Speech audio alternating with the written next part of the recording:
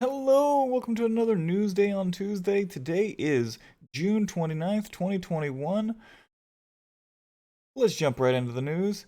Here we go. Alright, we've got Vision Louise. Sorry this video is coming out a little bit late again, by the way. Had a little bit of work that I had to do. Got a little tied up. Alright, so we got Vision Louise, Vision White Dragon Ling, and Vision Awakenable Elena. Then we've got, the Step Up Summon. You can get the 5th anniversary tickets. I'm excited for those.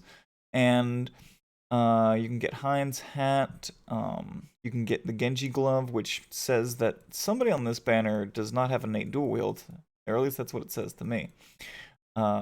They will be upgrading the 10+1 tickets to have Neo Visions in them. It's really cool. Her regular form is a buffer and support. What's a buffer and support about it is she's really in the new cow moo, the Chamber of the Wills. The Chamber of the Wills content, she's really good for that. So she messes around with the will of the party and all that new thing that's coming at us. And then in her Brave Shift, she's a DPS, probably an LB finisher. It looks like she has a perfect Brave Shift, so she can be in either Brave Shift for as long as you want. Her Super Trust Mastery is Core Undum Suit, which is 110 magic. It is better than Golbez's.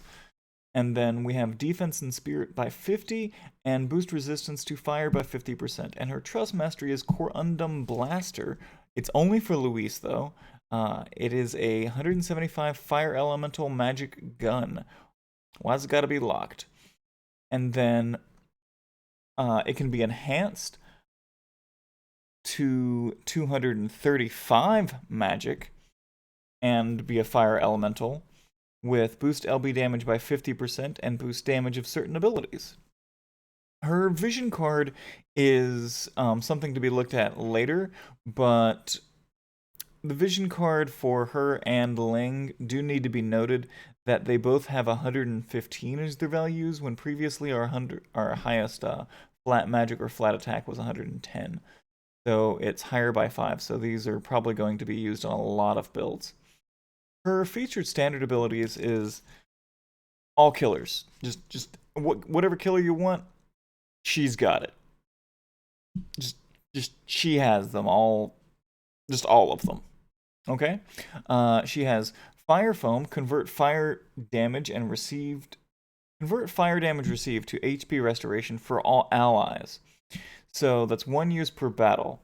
So that says that any fire damage received for 1 turn will be completely turned into just healing. So that's kind of cool. Can you imbue a boss and have them do fire damage? Okay. So then deal in her Brave Shift form is deal partial unmitigated magic damage and morale-based magic damage and reduce resistance to guns for 1 enemy. So she has gun in peril, and then she messes with the morale gauge. We saw a little bit with the morale gauge in the unofficial, or in the official 5-year anniversary video, and so she will be the first unit that we ever really get that deals with the morale gauge. And then she deals morale-based magic damage to 1 enemy. So I'm guessing based on where the morale gauge is at, if it's more in your favor, then she'll do more damage, I suppose. Fill LB gauge and boost LB damage for caster. Refer to Clash of Wills event news for more information about morale. Yeah, we don't have that yet. There's no Clash of Wills event news yet. Okay. As of the time of writing this, we have White Dragon Ling. White Dragon Ling seems to be a buffer and debuffer, and then she seems to be a buffer and then DPS in her Brave Shift form. I don't know where they got this sprite for her Brave Shift form. Is she like breaking into somewhere? Is she stealing the jewels? Like, I don't know. She went from like being a support dancer unit to being like, I don't know, an assassin? Okay, so it's a infinite Brave Shift duration, so she has that perfect Brave Shift. Her Super Trust Mastery is White Dragon Fangs. It is a dagger with 190 attack. and boost HP by 20% and LB gauge fill rate by 150%. So it'll have that nice LB gauge fill rate. If you run it with the rare through item world, you can get really high on that, while still having pretty decent attack. Her Trust Mastery is boost HP and attack by 40% and boost LB gauge fill rate by 50%. It's alright. The Vision card again has that 115 flat attack. Her featured standard abilities are reduce physical and magical damage taken, reduce damage taken, activate barrier for all allies, and fill LB gauge for caster. And then she also has fill morale gauge. Okay, we're gonna really have to see more about that system to find out how good morale-based abilities are. But since these are the only ones that we have, maybe they're incredible. Alright, Consume Ohm LB for her Brave Shift to boost physical and magical damage against humans by 150% and reduce physical and magical damage dealt by humans for all allies. I really like that. Reducing damage dealt by humans is, that's a rare one and I like it.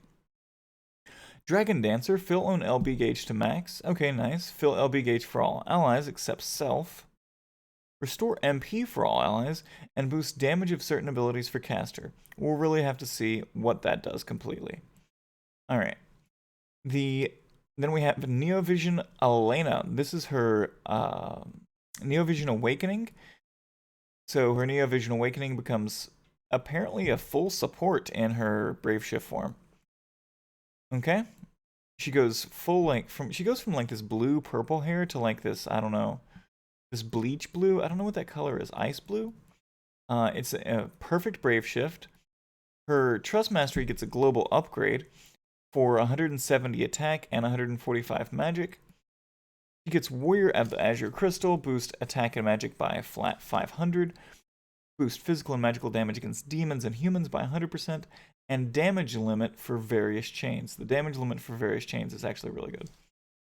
The Piercing Prism, boost accuracy of physical attacks for caster and reduce resistance to swords, so she has a sword in peril, and deal morale-based hybrid damage to one enemy.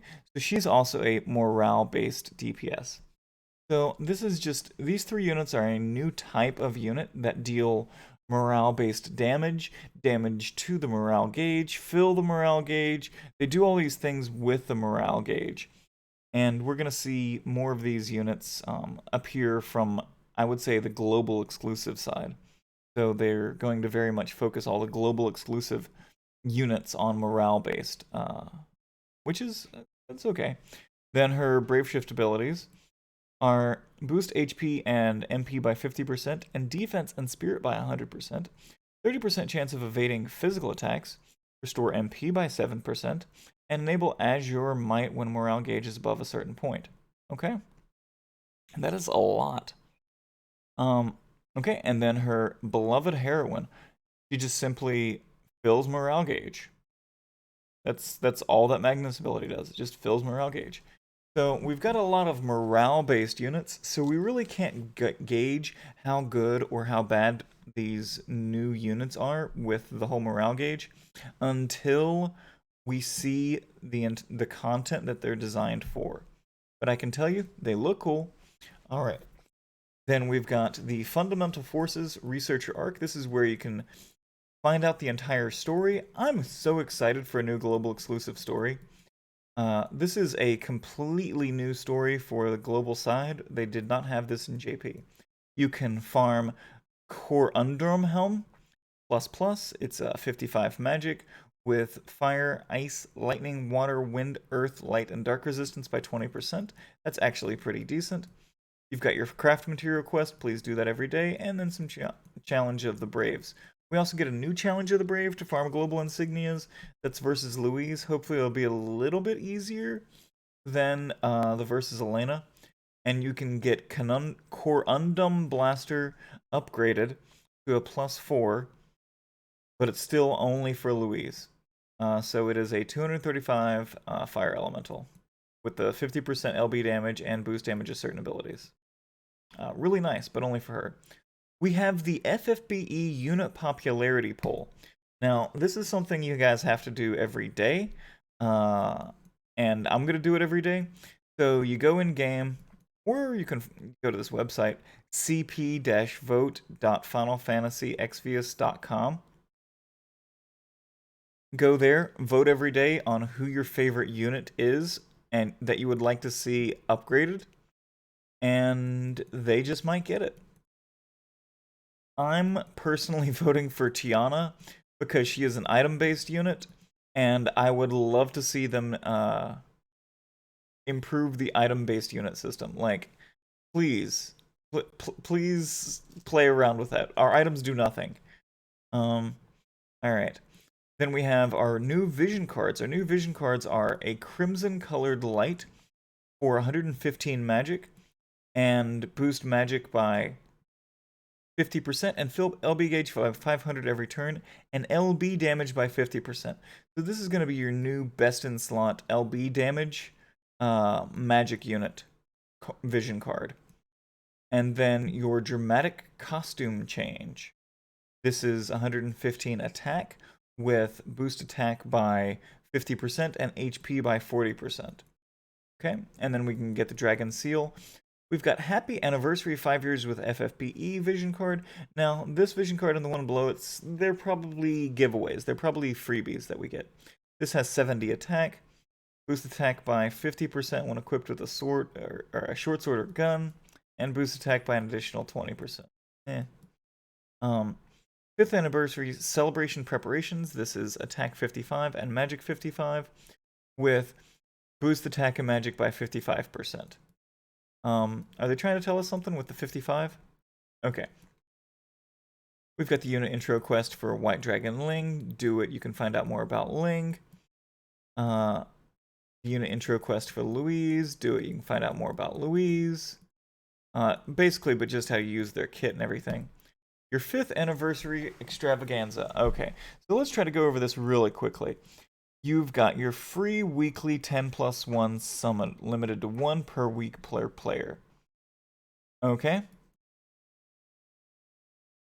Okay, the first summon period, second summon period, etc., etc., etc. Those were given to us by the content creators beating the different trials that they were assigned. The 5th Anniversary Ticket Exchange, now this is done for, you get one of these for every time you pull on the banner for Louise and Ling. You can exchange it for Lapis, Transcension Pearls, 10+1 summon tickets, 1/10 of Neo Vision tickets, and VIP coins. Okay? The login bonus, you can get, from the login bonus we get things like the producer's present, and the producer's present is Happy Anniversary, 5 years with FFBE. That's a vision card, I think. A Neo Vision Unit Select ticket, so that is one Neo Vision of choice from, I think, King Bohemi beforehand, not including collab banners. The Elena doll, which looks like an accessory. The 5th Anniversary Emblem, and a 10+1 summon ticket that can actually have a chance of spawning Neo Visions. The Elena doll is attack, defense, magic, and spirit by 25. And boost elemental resistances by 25%. We have the login bonus. The login bonus, you get some EX tickets. Great, great, great. You know, rare summon tickets. You get a guaranteed 5-star ticket that can be used on banner and can also be a Neo Vision. We get a Transcension Pearl at the end of it. We get the Player's Voice campaign tickets for logging in every day, and the Player's Voice campaign tickets part 2. The slots the Chocobo comes back. I particularly enjoy the slots of Chocobo.